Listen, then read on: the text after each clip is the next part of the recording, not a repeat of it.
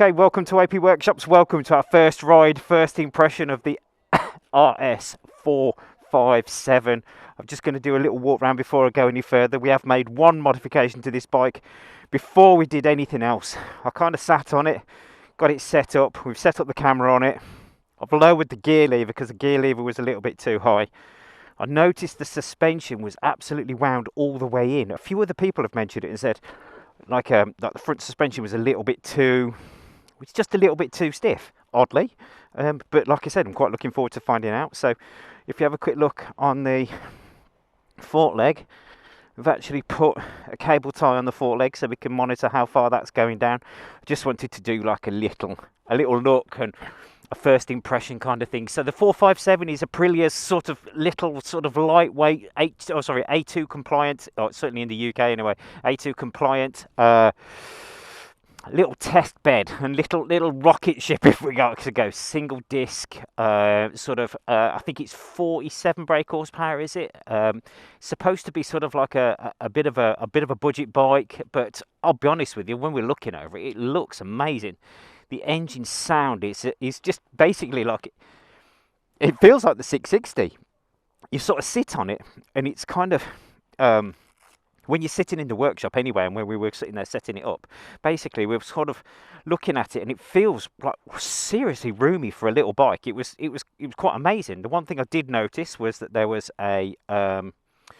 basically it's the same size tyres as the RS250. Do you remember that? I mean, those of you that follow us on our Facebook page, you would know that we've kind of got a bit of a thing for 250 or RS250s. In fact, if you have a look over there, there's our 660 that's even in the Chesterfield colours. That there is my own personal bike. I absolutely love that bike. So I'm kind of just going to do a bit of a comparison on how it feels. That's kind of where we're talking from, and that's the kind of comparison, and that's the sort of playing field that we're working with. So this is Aprilia's RS457. This is the lightweight version of their new A2 compliant bike, which I think basically is kind of designed to kind of get younger people with sort of a slightly shorter or inside leg, or somebody with a little bit less confidence that might be able to sort of get involved in motorcycling that's not too confident, because it's just seriously light. It's almost like a bit strange when you're riding it, but it's enough of my yapping. Let's get on with it.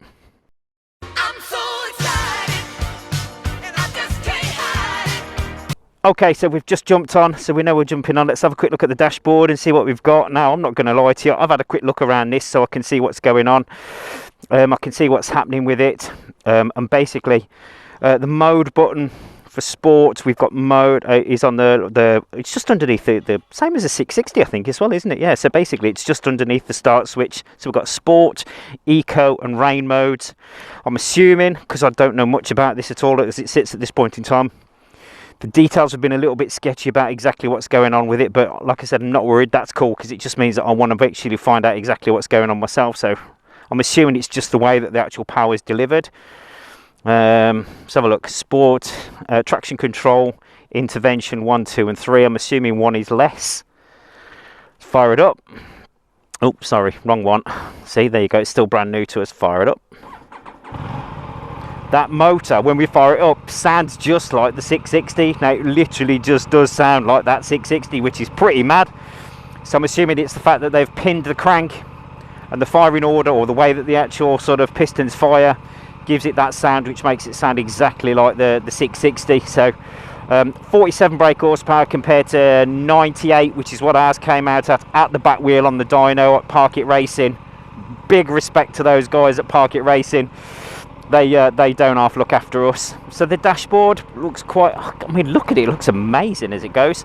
Let's have a look. So we've got no traction control at this point in time until the bike goes over 8 miles an hour. So those like flashing light things, basically they're going to go out when we go across, so it means the wheel speeds have been calibrated.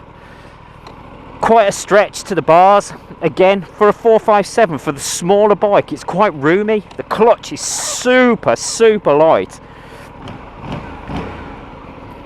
That massive the massive switch gear on the left hand side that we've come to know and love. So let's give it a go. Okay, let's go.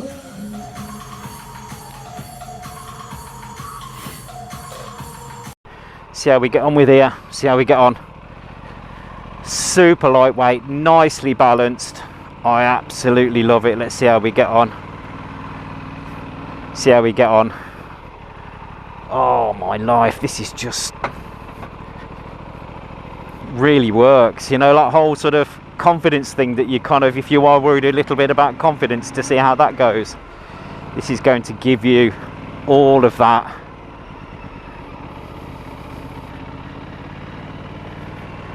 Now obviously this is a fairly new engine, so I'm not going to be able to go and beat its brains in, because either, despite the fact that I actually said that when we were doing the unboxing, because I just got a little bit overexcited and beat its brains in. I'm not going to do that, just because I'd want to give the at least a quick oil change before we go and beat its brains in. I just don't give the poor little thing a chance.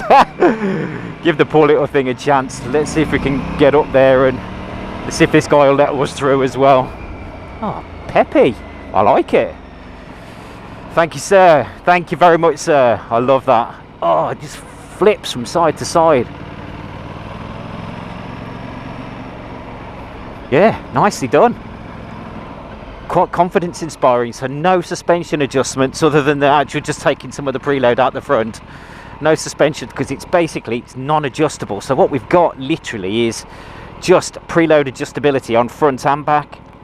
So we are kind of like limited a little bit to the amount of adjustability that we can do. So we can do chassis geometry changes by sort of dropping the forks through the yokes, that kind of thing, to see how we get on. That clutch is so light. It's weird compared to people. You've got to remember that I've kind of come from RSV, a lot of RSV, that kind of stuff, and that can be sort of considered quite heavy clutch. This is light, which is really a bit of a culture shock. Quite a culture shock, which is amazing. Let's see how we get into neutral as well. I love it. Okay, it's quite undergeared, I feel. So basically, if you have a look at well, we were in 4th gear then, and it was just felt really comfortable. Those must be comfortable shoes. I bet you could walk all day in shoes like that and not feel a thing. See how we get on with that 5th gear 3000. So this is going to be really commutable. If you fancy something around town, or if you fancy something like a little bike to sort of smash around town on, this is really going to do it. Oh my god, that clutch, so light, nice and responsive. And so far the fueling's really nice on it as well. You know, like a lot of modern bikes have real problems with fueling low down. This just none of that so far. I've not noticed any of that so far. So we've taken, probably got 5 rings on the preload on the front. I still think it just feels a little bit, at this speed anyway, it feels a little bit like it's still a little bit stiff. But okay, let's go. Come on, let's go. We're out. Let's see what we can do. Let's go. Let's go! Woohoo! Rev it, so top gear, open it up, full throttle. Let's see how we get on. 6,000 RPM. That's nice. Like I said, the fueling's really strong all the way through. It feels really sort of smooth and nice all the way through. I've got a feeling that this is going to be one of those bikes where we do a little bit of a take it big roads like this. It's underpowered compared to the 660, but 6th gear, 30 miles an hour, wide open. Didn't feel it going flat. It didn't rev up as hard as the 660 would do, but like I said, and we're not going to thrash this engine because it's still quite new, but like keeping this street legal as it sits at this point in time, it feels really good. Now the mirrors, they're massively wide again. Look at the fucking size of them. But still all you can see is your bloody elbows. In fact, I don't recall if there was ever a bike I've ever ridden that's not got, unless you tuck your elbows in like that, where you're not gonna see through. Perhaps that comes from 250 racing maybe in the past or something, where you've got to stick your elbows out maybe, I don't know. They're just from days of old. I've got a feeling this is a little rev bomb. Like I said, at this point in time, I've got a feeling this has got to be revved to make it feel like it's working, but it's very, very civilized at the moment. Responsive enough. This is, you see, this is where it's coming from. I'm really enjoying this. Roomy, the footrests, you know, like they look like rear sets, but they're kind of, your feet are quite, the pegs are quite low, they're not far back, like the 660. The 660 was something that was really useful as a mile smasher, just because the bars were reasonably high, the footrests were quite low, so it actually felt like you could ride it without sort of getting your legs tucked up on rear sets, that kind of stuff. So we're going to do a low speed, well, yeah, indicators, the switch gear feels nice, quick check, shoulder checks, brakes are bedded in by somebody else. How does it flop? Beautiful. Oh, beautiful. Yes, I like this bike. This would be a whole heap of fun on the twisties. So I think what we'll do is we'll modify the road test route on this one, and we'll take it sort of not the usual road test route that we go through, but I think what we'll do is we'll go the road test route where we go through some twisties. So there's a little village not far from here, kind of in the area where I used to, well, in fact where I used to grow up, where I pretended to grow up anyway. You can't do both, ride motorcycles and grow up, can you, apparently? 59 miles left on the reserve, so actually that's pretty cool. So instead of there being just a little light where it comes up, it's actually like on the dashboard is a big block turns up on the dashboard. It tells you you're onto reserve. We've got 59 miles. I know we're not going to do 50 miles on this road test route. Okay, so that's just neat. Okay. Really undergeared, like possibly undergeared. I don't know. It might be that, like I said, it might be luring me into that false sense of security, like when you rev the motor and then all of a sudden it starts to make sense. But like I said, we can't really do that when we're revving an engine, so I'm going to take it to 6,000 rpm and leave it at that, I think, to be honest with you, just to make sure that we're not going to sort of give this engine too much of a hard time until we've done an oil change. The oil on it, I had a look up in the the owner's manual when I was just sort of sitting there, sort of looking around the bike and stuff like that. 10W50 fully synthetic, so the same as the 660, the same as the new E5 bikes, same as all of, basically. I think what they're trying to do, Aprilia are trying to do in this instance, is trying to keep all of the oil the same. So 1050 fully synthetic, no problems with that. We've got plenty of that in stock at the shop if you want to go and check it. www.apworkshops.co.uk. have a quick look. We're really grateful for all the orders, thank you so much. The tyre pressures have changed. Now it seems to have been quite a thing, quite consistent, 2.2, 2.5 bar, pretty consistent, or is it 2.3 bar, something like that, but basically 33, roughly 36 psi. And it's been fairly consistent over the years that's what the manufacturer, Aprilia, recommended. Now this has changed, so this has come out at 30/30. So again, it's a couple of things that as a dealer, or certainly as a you know, like somebody who's going to work on these bikes, it's a thing. That's quite it's a change, because there's something that we're just going to have to work on. This has changed slightly. Not to worry though, dead easy, dead straightforward. The tyres that are on it are a bit strange. I'm not sure how confident I am in them at the moment, just because they're they're branded Aprilia tyres. They're not like Pirellis or anything that you would recognise. They kind of look like they are a bit spurious, if I'm honest with you, and I'm not really 100% sure. But like in the interests of comparisons and things like that, I'm just going to have to shut my neck hole and get on with it. Just try and have a go and see how they feel. But we've got, if you have a look ahead here, this is what's called the Mad Mile. So if you seen any of our road tests in the past, basically you'll see that this is the kind of where we used to go testing in the old days, in the 80s and the 90s, when we were sort of young and stupid. We're just now old and stupid. It's been 84 years. One thing I have noticed, the heels on my shoes are rubbing on the swinging arm, the same as they did do on the 660. Now, I did notice on the 660 that you had to buy a little plastic couple tyres. Here we go, hang on, let's have a look. Yeah, no problems. Yeah, nothing to worry about. That felt great. So let's see how those tyres go. Yeah, so right, sorry. Collar so that I may talk. Squirrel! Rubbing your heels on the swinging arm.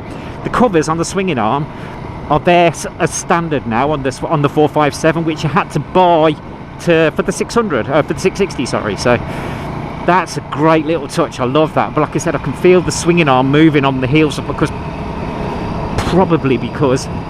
if you think about it, that's kind of if you ride with your toes on the footrests, which I seem to do automatically these days, then basically your heels, my heels kind of tend to turn in, and that does rub on the swinging arm. So I bought one of those covers for my 660 and it works really, really well. But like I said, standard on one of these, this is good news. So let's indicate to go left down here, quick shoulder checks, make sure everything's safe. Don't forget to do your shoulder checks, kids, and see how it goes. Light clutch, here we go. Just go on, let's have a little burn up round here, see how we get on. We've still got to be careful because we're running it in. It's one finger on that clutch. There's another comparison to the 250, like one finger clutches, you know, like 252 strokes. When you keep your fingers on the over the clutch lever to keep it just in case. Oh yes, this is great. I mean, I get overly excited at the slightest thing anyway, but I love it. It is. This is just like riding. It's like a 4-stroke, a heavier 4-stroke version of the 250. It's flickable. It is flickable. It's really lightweight. I think this would be an absolute boomer on a. Here we go. Oh, then brakes. Do you know what? I'm going to change those brake pads. And do you know why I'm going to change those brake pads? Thank you very much. I can feel the gritty. Thank you very much. I can feel the gritty pad material. Now I'm assuming these are a therm, sort of like a, look at this for parking here. Good stuff. I can feel like I'm assuming they're a sort of sinter compound brake pad, and I can feel the kind of grittiness on the brake pad material on the disc, because you can feel like a grind through the disc, which is the same kind of thing you got on the 660 rear brake pads. Those 660 rear brake pads, just the amount of people I've read on forums going, oh, bad brake pads squeaking, what do you do? And people and sort of there's people sort of clean your brake pads and do this and do that and do the other, and I'm like, mate, a set of brake pads is like 18 quid. Get rid of them, throw them in the bin, replace them with some FA266 EBCs. Job done. Job well done! That's a fact, that is a fact! It was just 18 quid. The brakes, I just don't want to mess about with brakes, so I'm going to get rid of those. They feel strong enough. Now the original intention, I think, to be honest with you, was to probably get rid of the front single disc, put twin disc on, but I'll be honest with you, it's really strong. The brakes are strong enough, so I think, to be honest with you, they might be strong enough just to, let's see if we can dispatch this bus, otherwise it's going to be here all day. I know this road. Move it! Get out the way! Get out the way! Yeah, let's do it. Gone. Because I know this corner up here on the left up here, there's a left coming up now. This is where we're going to drop it in.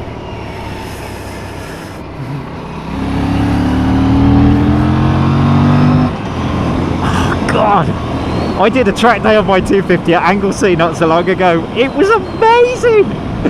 Classic bike track days up at Anglesey. It was absolutely amazing. It was amazing. Thank you. And basically it's like, I just wish I could ride this faster, because it would be exactly like that.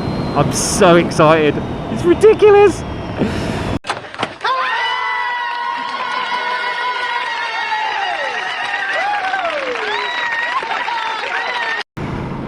It's just, this is drivable at slow speed as well. I'm really impressed with this. The 250 is, you're properly tucked in. You're properly tucked in, and it feels like you're struggling with it. Well, you're going to struggle with it a little bit, but there's absolutely none of that here. It's, like I said, the sort of slightly lower footrests and the slightly higher bars rather than the clip-ons just make it much nicer. Much nicer to ride. It is a little revvy thing. Now this should have the quick shifter on it, but it's not arrived yet, so they've let the bikes go but without the optional quick shifter. So the quick shifter should be on its way anytime now. I want to say a massive thank you, and a huge thank you, and I genuinely mean this, of the dealers that do a job that is worth mentioning, should be mentioned. I'm not gonna, it's not free advertised or anything along those lines, but the guy who prepped this bike at Completely Motorcycles in Cwmbran, which I believe is called Thunder Road Motorcycles in Cwmbran. The guy who prepped this bike, if you're seeing this, well done, mate. Nice job. I've seen some of the things you've done on this, and it makes a difference, and I really appreciate what you do. That's a nice job. You've gone through it. I can see you've gone through it, and because I'm a distrusting pain in the ass, really, I suppose, but you know you're ever likely to be from the history of other dealers that I've dealt with. But basically, I put the bike on the ramp and spanner checked it before anybody else got on it, just because I don't trust a soul. This bike was perfect. So, sir, whoever you are, I'd love to just shake your hand, because I think, to be honest with you, you did a great job, mate, and I'm really, really grateful to you. The gearbox, super slick, really nice. So anyway, whoever you were at Thunder Road in Cwmbran, thanks, mate. I really appreciate it. Genuinely, that's very, very cool of you. Really light clutch still. I can't get over it. I keep rattling on about it. Super light clutch. Confidence inspiring. The rear shock is nasty.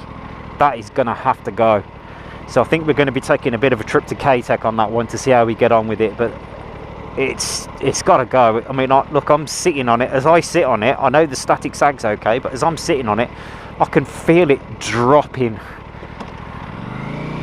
And it's I can feel the back end wallowing slightly, but the front end feels really good so far. Yeah, front end feels okay. Like I said, 660 thing again, I think, where we actually where we kind of, don't know if you remember, but the rear shock on the 660 was that bad it almost spat me off on the road test. As we were doing the road test thing, as we were doing it down this particular road that we're looking at the moment, there was some undulations, and it was sufficiently bad enough, those undulations, to actually upset it to the point where I thought we were going to crash.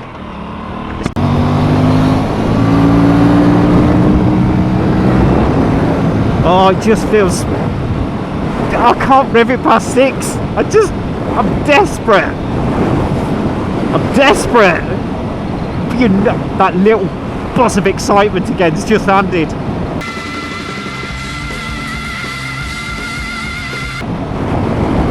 You know that if I was able to beat on this, it'd just be amazing.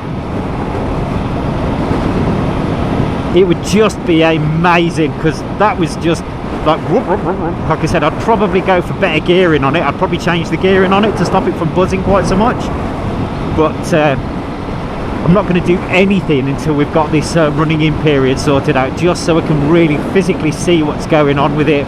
I can feel a cheap chain on this bike as well, because I can feel that vibration through the footrests. This is a cheap chain. It's probably not going to last. Just keep your eye, if you do get hold of one of these, just keep your eye on the chain tension, just because, like I said, I think this is going to be one of those ones that it's just going to need looking after until you change it for something better quality. I believe they're 520 as well, which means, like I said, same as 660, slightly smaller. Not 100% sure what sprockets fit yet or anything along those lines. I've not gone down those lines and had a quick look. This is literally just like a first impression out on the road. Brakes are strong enough, which is really surprising, but great.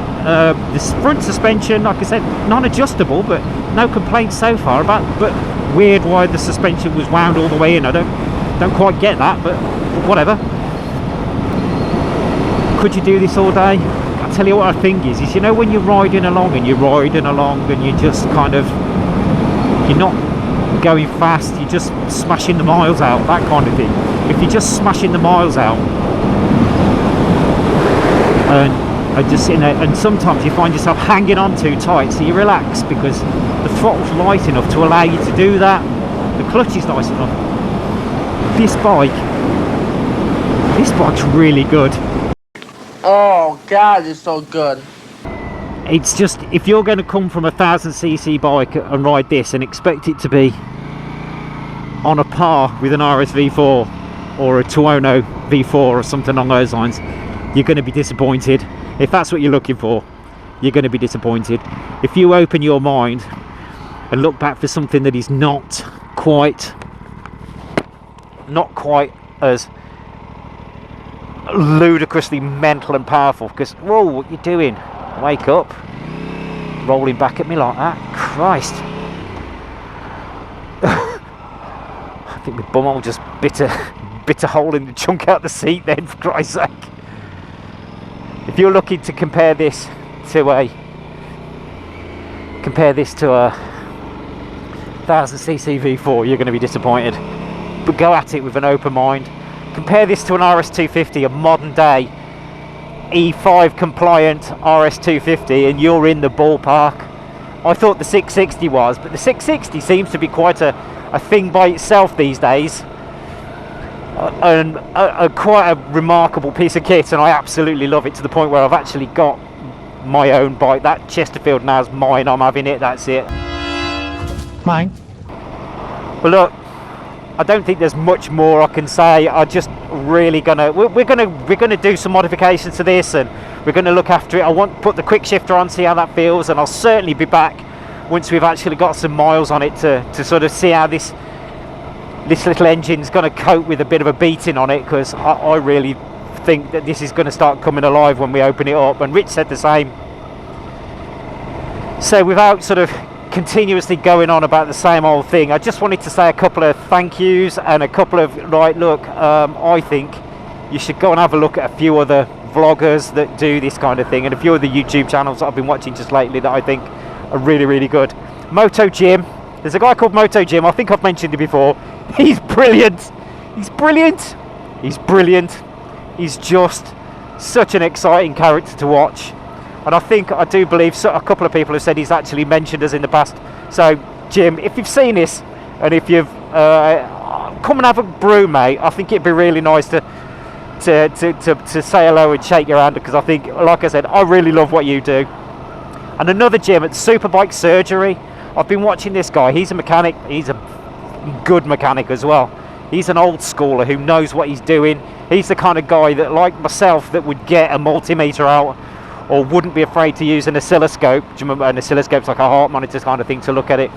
Look at his channel. He's a clever guy and superbly entertaining. I think he is just. I look forward to your. I look forward to your videos coming out, mate. Definitely. So thank you for everything. And it was. I sent him an email just saying thanks, because I think it's important. Because sometimes this can be quite a strange thing to do. And he sent one back saying that it kind of gets where we're coming from, I think. And also Lee Johnson, General Lee himself, his videos are fantastic, and I believe he is subscribed to our channel as well. He's sort of definitely on the Instagram channel. Give his channel a watch, mate. I think Lee is he's a British superbike rider and a road rider, and an absolute fucking top bloke by the sound of things. He does ride a 660 on the roads.